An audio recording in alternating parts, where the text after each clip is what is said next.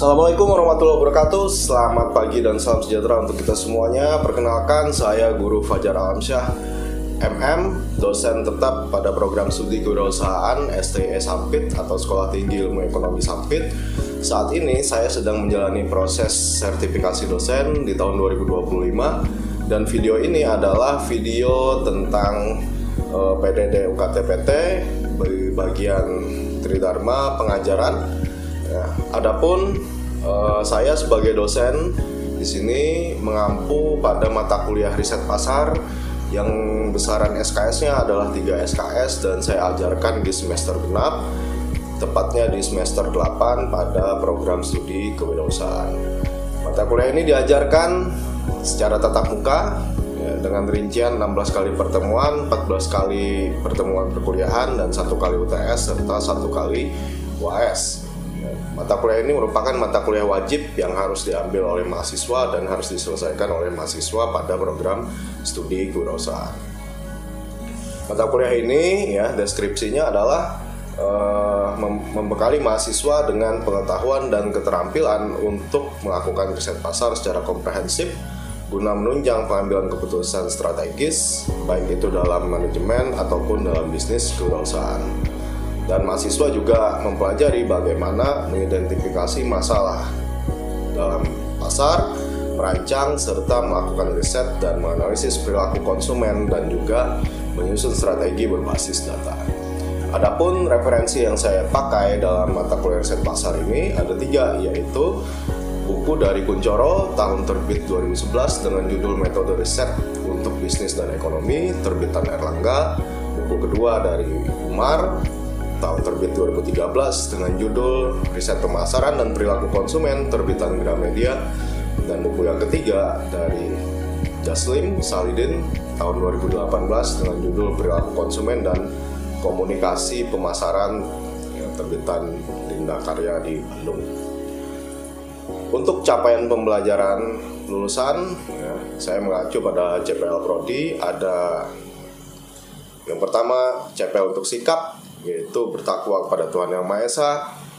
Kemudian CPL sikap yang kedua menjunjung tinggi nilai kemanusiaan, etika, dan integritas dalam setiap aktivitas profesional.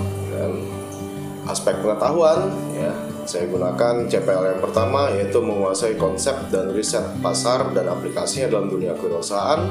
CPL yang kedua menguasai teori perilaku konsumen, inovasi, dan keunggulan kompetitif dalam konteks bisnis. Sedangkan untuk aspek keterampilan umum dan khusus, pada CPL yang pertama, mahasiswa harus bisa mengidentifikasi, merancang, dan menyelesaikan masalah-masalah kewirausahaan yang berbasis pada riset pasar. Dan CPL yang kedua, pada keterampilan, yaitu mampu mengimplementasikan prinsip-prinsip manajerial dan pemasaran dalam praktik kewirausahaan. CPL yang ketiga, mampu beradaptasi dan berinovasi, serta kreatif dalam merespon perubahan pasar dan teknologi. CPL yang keempat dalam aspek keterampilan ini adalah mampu menyampaikan dan juga memberikan gagasan secara efektif dan tertulis maupun lisan dalam konteks akademik dan profesional.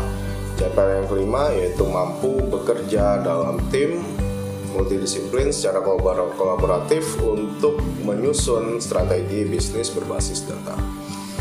Adapun capaian pembelajaran ya, atau CPMK dalam mata kuliah ini ya, ada 6. Yang pertama, menjelaskan fungsi riset pasar dalam pengambilan keputusan, khususnya keputusan dalam wirausaha. Yang kedua adalah menganalisis kebutuhan dan perilaku konsumen secara kuantitatif dan kualitatif. Yang ketiga, menerapkan teknik pengumpulan dan analisis data dari riset pasar. Yang keempat, menyusun laporan riset pasar berbasis data. Yang kelima, menjelaskan konsep inovasi dan juga inovasi dalam pemasaran. Yang keenam, menghubungkan inovasi dengan strategi keunggulan kompetitif. Sebagai dosen ya, tentu saya menggunakan metode DIA atau Delivery, Interaction, dan Assessment dalam mata kuliah riset pasar ini. Untuk delivery ya, atau penyampaian, saya membekali mahasiswa dengan pengetahuan dan keterampilan dalam mata kuliah riset pasar, di mana mahasiswa diajarkan untuk mengidentifikasi masalah, merancang riset, menganalisis perilaku konsumen, sampai pada menyusun strategi pemasaran berbasis data. Materi yang saya berikan itu saya deliver melalui grup diskusi di grup mata kuliah WhatsApp. Kemudian materi saya sampaikan di kelas ya dengan gaya ceramah yang interaktif. Kemudian ada diskusi kelompok atau brainstorming, ya, simulasi ataupun studi kasus hingga proyek kelas ya. Kemudian untuk interaksi di dalam kelas ya, dalam mata kuliah riset pasar ini interaksi lebih saya arahkan ke arah diskusi ya. Diskusi berbentuk dua arah dan juga studi kasus, di mana saya memfasilitasi diskusi kelompok dan studi kasus ya, pada minggu keempat misalkan, dan juga ada diskusi kelompok tentang segmentasi dan target pasar. Mahasiswa didorong untuk aktif dan menganalisis perilaku konsumen. Kemudian ya, ada juga interaksi dalam bentuk proyek kolaboratif, di mana saya memberikan tugas kelompok ya, seperti penyusunan kuesioner dan proyek kelas, di mana saya juga terlibat aktif bersama mahasiswa dalam menyelesaikan proyek kolaboratif tersebut. Untuk asesmen ya, atau penilaian dalam mata kuliah ini ya, pada bagian penilaian saya menilai mahasiswa menggunakan 5 aspek, yaitu kehadiran, tugas terstruktur, tugas mandiri, dan juga UTS dan UAS. Kehadiran atau keaktifan itu memiliki bobot nilai untuk nilai akhir sebesar 15%. Kemudian tugas terstruktur itu lebih banyak dalam bentuk kuis, di mana kuis ini akan diakumulasikan di akhir semester dan saya ambil nilai rata-ratanya. Untuk akumulasi nilai tugas terstruktur ini memiliki bobot 15% terhadap nilai akhir. Tugas mandiri dalam kuliah ini berbentuk analisis proyek kelas, tugas individu, dan juga tugas reflektif dan kolaboratif. Seperti tugas terstruktur ya, di mana di akhir semester akan dilakukan akumulasi dari nilai-nilai tugas mandiri itu dan memiliki bobot untuk nilai akhir sebesar 25%. Termasuk proyek kelas itu juga masuk dalam bagian tugas mandiri. UTS dan UAS itu masing-masing memiliki bobot 25% untuk nilai akhir. UTS dan UAS berbentuk soal pilihan ganda, dan juga ada soal esai dengan tipikal hot atau high order thinking, di mana mahasiswa pada soal esai tersebut dituntut untuk berpikir dengan alur logikanya sendiri dan berpikir tingkat tinggi terhadap studi kasus yang saya berikan pada soal esai tersebut. Kemudian ada rubrik penilaian, di mana setiap mahasiswa itu dinilai berdasarkan rubrik penilaian dari skala 1 ya, sampai skala 5. Kemudian untuk kelulusan dalam mata kuliah ini, target minimal yang harus dicapai oleh mahasiswa adalah nilai C untuk bisa lulus pada mata kuliah ini. Nah, kembali ke rubrik penilaian tadi ya, bahwa setiap tugas itu diberikan skala 1 sampai 5, di mana skala 1 itu ya mahasiswa dinyatakan kurang ya, dan skala 5 itu dinyatakan sangat baik.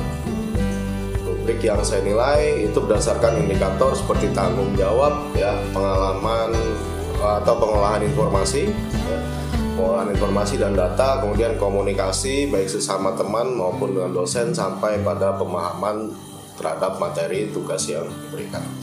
Adapun susunan materi yang saya buat ya, bisa saya jelaskan atau saya sebutkan. Yang pertama, pada pertemuan pertama itu adalah pengantar riset pasar. Pertemuan kedua, proses dan etika riset. Pertemuan ketiga, teknik survei dan observasi. Pertemuan keempat, segmentasi dan target pasar. Pertemuan kelima, studi kasus perilaku konsumen. Pertemuan keenam itu adalah penyusunan kuesioner. Pertemuan ketujuh, proyek kelas riset pasar. Pertemuan kedelapan, inovasi produk dan layanan. Pertemuan ke-9, keunggulan kompetitif. Pertemuan ke-10, positioning dan citra merek. Pertemuan ke-11, penerapan temuan riset ya. Pertemuan ke-12 itu adalah analisis dan riset pasar. analisis data riset pasar. Pertemuan ke-13, penyusunan laporan riset, dan pertemuan ke-14 adalah presentasi final. Baik Bapak Ibu asesor ya, berikut adalah cuplikan pengajaran saya di kelas dengan materi chapter 9 yaitu keunggulan kompetitif. Selamat menyaksikan ya buat Bapak Ibu asesor Serdos di tahun 2025 semua. Assalamualaikum warahmatullahi wabarakatuh. Waalaikumsalam warahmatullahi wabarakatuh. Oke, selamat pagi teman-teman semua ya. Terima kasih sudah hadir kembali di perkuliahan riset pasar ya. Ini pertemuan yang ke-9, minggu yang ke-9 dari perkuliahan kita. Sebelumnya sebelum mulai ya, silakan kita membaca basmalah terlebih dahulu. Bismillah. Oke, baik. Di perkuliahan kita pada hari ini ya, kita akan membahas tentang chapter 9 yaitu keunggulan kompetitif. Ya, ini adalah lanjutan dari chapter minggu lalu tentang inovasi ya. Nah, sebelum kita masuk ke dalam chapter 9 ini, mungkin teman-teman ada pertanyaan dulu ya tentang materi yang minggu kemarin tentang inovasi. Ada? Apa yang pengen disampaikan atau ada yang kurang jelas dari materi kemarin ya, yang tentang inovasi? Ya, silahkan Ulfa. Apakah setiap inovasi bisa menghasilkan keunggulan kompetitif? Oke, baik ya, pertanyaan yang bagus ya. Apakah setiap inovasi yang dihasilkan dari sebuah brand ya, atau sebuah perusahaan atau sebuah bisnis akan selalu menghasilkan keunggulan kompetitif ya? Jawabannya adalah sangat tergantung dari apa yang diperlukan oleh market ya, dan seperti apa preferensi dari konsumen atau pengguna. Karena tidak selalu ya inovasi yang dimunculkan itu membuahkan keunggulan kompetitif. Misalkan ya, contoh nyata di tahun 2000-an ya ada brand yang namanya Kymco. Kymco itu adalah brand sepeda motor dari Korea. Salah satu inovasinya adalah membuat sepeda motor matic. Sepeda motor matic itu tentu adalah sebuah inovasi atau sesuatu yang baru di pasar Indonesia di tahun 2000-an, di mana masyarakat kita ya masih senang naik motor bebek. Terus hadir Kymco dengan sepeda motor maticnya ya, penuh inovasi, inovatif dan sebuah pembaharuan.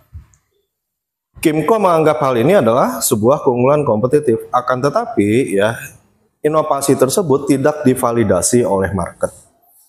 Artinya pasar tidak siap menerima hal tersebut, belum siap ya, karena marketnya masih senang motor bebek. Sehingga apa yang dilahirkan oleh Kymco menjadi sebuah inovasi yang gagal atau tidak memenuhi keunggulan kompetitifnya itu. Artinya ide bisnisnya bagus tapi tidak divalidasi oleh market. Nah itu ya, jadi tidak selalu inovasi itu menghasilkan keunggulan kompetitif. Tapi ada inovasi yang pastinya menghasilkan keunggulan kompetitif bagi produsennya gitu. Jadi riset pasar itu memvalidasi inovasi apabila marketnya itu udah nerima. Oh ini barang yang kami perlukan memang. Kalau contoh kayak Kymco tadi, itu marketnya tidak memvalidasi.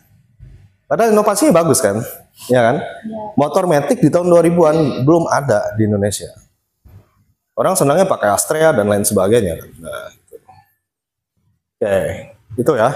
Jadi ide bisnis itu tidak hanya berada pada mindsetnya perusahaan, tapi memang harus dilempar ke market supaya tervalidasi. Nah, cara memvalidasinya itu ya misalkan menggunakan survei, simulasi ya, atau observasi di kalangan konsumen gitu. Oke, mengapa keunggulan kompetitif itu penting ya? Karena di dunia bisnis yang kompetitif ini, keunggulan kompetitif adalah kunci untuk mempertahankan posisi di market dan meningkatkan daya saing. Kita bisa lihat pada brand-brand seperti Samsung ya, Apple, itu posisinya akan sulit tergantikan oleh brand yang lain. Misalkan Samsung dan Apple itu sama-sama produsen smartphone ya. Apple itu keunggulan kompetitifnya berada pada kualitas dan teknologi. Samsung juga memiliki hal yang sama. Coba teman-teman bayangkan kalau Apple itu membuat smartphone yang murah. Misalkan samalah kayak Transsion Holding ya, kayak Infinix, kayak Tecno dan lain sebagainya di harga 1 sampai 2 juta. Kira-kira banyak yang bakal beli? Pasti akan banyak kan gitu. Tapi Apple tidak mau melakukan itu. Kenapa? Karena mereka mempertahankan keunggulan kompetitif mereka itu pada level yang lebih tinggi, yaitu pada level kualitas. Sehingga itu yang membuat mereka tuh sulit digeser dari tahta tertinggi smartphone tadi. Ya. Samsung juga demikian, meskipun ada smartphone mereka yang berada di harga entry level, akan tetapi bukan menjadi pilihan utama bagi market gitu. Ya. Kenapa? Karena Samsung keunggulan kompetitifnya bukan pada harga yang murah, tetapi pada kualitas, sama seperti Apple tadi. Ya, keunggulan kompetitif menurut Porter adalah sebuah perusahaan itu mampu menciptakan nilai yang tidak bisa atau sulit ditiru oleh pesaing. Ya, tidak bisa atau sulit ditiru oleh pesaing. Ya, misalkan kalau kita lihat Apple itu, setiap seri mereka mengeluarkan iPhone pasti ada satu jejak inovasi yang muncul. Misalkan pada iPhone seri 14 ya, itu ada yang namanya fitur Dynamic Island ya. Artinya kalau ada notif masuk, nanti di notes kameranya itu akan membesar. Nah itu kan brand yang lain itu nggak punya hal yang seperti itu, ya. Yang memiliki hanya Apple melalui iPhone gitu, ya. Terus naik ke seri yang di atasnya, memang tidak ada perubahan yang terjadi. Tapi saat naik ke seri 16 ada satu inovasi yang lain. Berarti jejak inovasi dari 14 ke 16 itu menimbulkan jalur inovasi yang menarik bagi Apple. Di seri 16 ya hadirnya action button atau slide pada sisi bodi iPhone-nya. Gimana kegunaannya ya, orang kalau mau ngezoom di foto atau video itu tidak langsung zoomnya di layar tapi di samping. Ya, strategi inovasi ya berarti harus terus mengembangkan produk, layanan dan model bisnis yang baru. Jadi perusahaan itu harus selalu berkembang, memunculkan ide yang baru ya. Idenya itu harus bisa divalidasi oleh pengguna atau konsumen di market ya dan bermanfaat bagi pembelinya gitu. Jadi bukan hanya produknya yang baru tetapi kebermanfaatannya juga harus dirasakan oleh konsumen itu. Nah, berikutnya ada diferensiasi sebagai strategi kompetitif.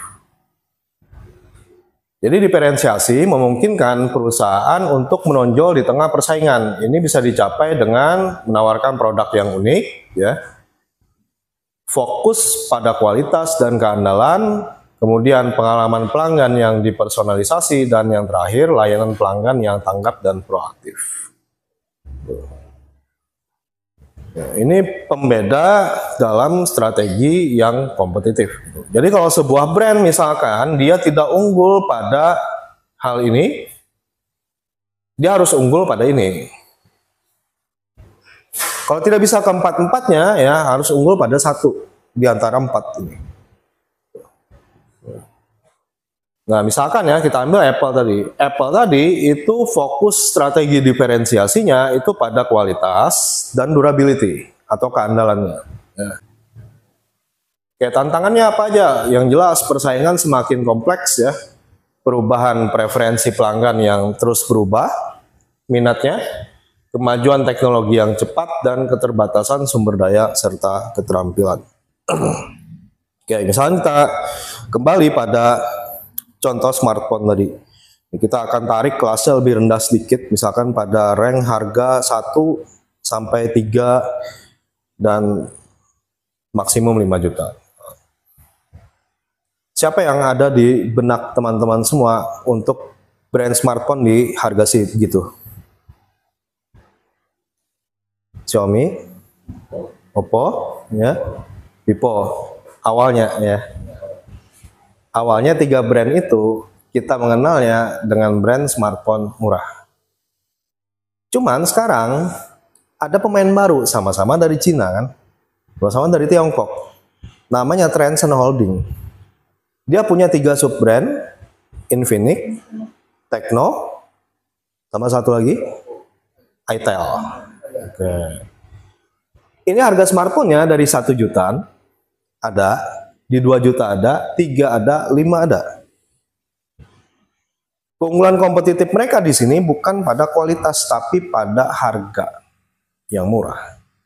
Dan kenapa pasar kita Indonesia selalu didatangi dengan smartphone dengan harga-harga murah seperti itu? Karena efisiensi biaya tadi ya.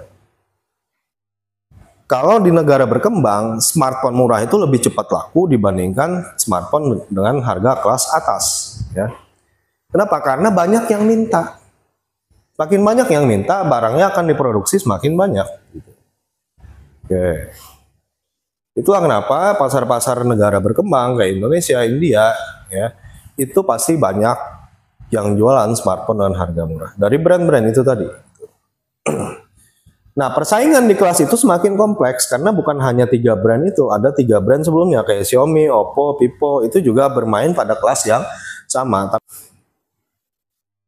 Oke, solusi untuk menghadapi tantangan ya dalam mencapai keunggulan kompetitif itu memerlukan strategi yang tepat dan responsif serta fokus pada inovasi, ya, peningkatan keterampilan dan adaptasi terhadap perubahan pasar.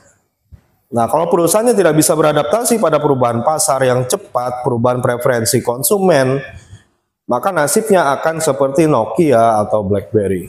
Ya, kita sudah tidak pernah lagi melihat smartphone dengan brand itu. Nokia itu sekarang lisensinya sudah dipindahkan ke HDC. Ya. HP merek Nokia itu masih ada, tapi nggak ada yang smartphone-nya. Hanya ada yang feature phone. Ya.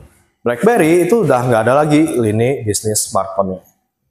Udah dijual ke pihak yang lain. Itu kenapa mereka bisa menghilang dari pasar, itu karena perubahan yang direspon secara terlambat. Jadi inovasinya terlambat. Kayak Nokia ya, saat market share-nya udah mulai dikuasai Apple dan Android ya, mereka melakukan langkah panik dengan menggandeng Microsoft memproduksi smartphone dengan OS Windows Phone ya. Sayangnya OS Windows Phone itu supportnya terbatas, tidak sefleksibel Android atau bahkan Apple itu sendiri. Kemudian Nokia mulai beralih ke Android, tapi langkah itu tentu terlambat. Kenapa? Karena spek smartphone-nya itu kurang menarik dibandingkan spek-spek dari Tiongkok gitu. Kayak Vivo, Oppo, dan Xiaomi. BlackBerry juga sama ya, terjebak dalam eksklusivitas OS BlackBerry itu sendiri, sehingga BlackBerry juga lambat merespon inovasi atau perubahan preferensi dari konsumen yang menginginkan smartphone itu full touchscreen ya, bukan lagi menggunakan keyboard fisik. Ya. Oke, sampai sini ada pertanyaan teman-teman semua? Silakan kalau ada yang ingin bertanya ya. Ya, silakan Kalvin.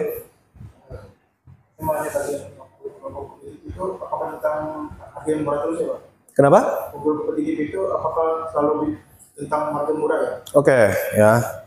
Keunggulan kompetitif itu tidak selalu tentang harga yang murah. Ya. Bisa tentang kualitas produk yang baik atau layanan pelanggan yang dipersonalisasi secara bagus. Ya. Kualitas harga produk yang murah itu contohnya tadi kayak brand-brand smartphone Infinix ya, Tecno, itel, itu kan keunggulan kompetitif mereka ada pada harga yang murah. Kalau kita lihat 3 brand itu tidak ada smartphone yang melebihi harga dari 7 juta. Ya.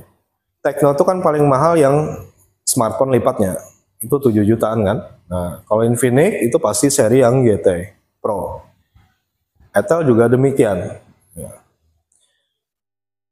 Brand lain, kalau dia tidak pada harga yang murah, keunggulan kompetitifnya ada pada kualitas. Misalnya kayak Apple, Samsung, ya, itu 2 brand teratas yang smartphone-nya pasti dihargai ya 10 juta, 8 juta, 9 jutaan kan, bahkan di atas 10 juta.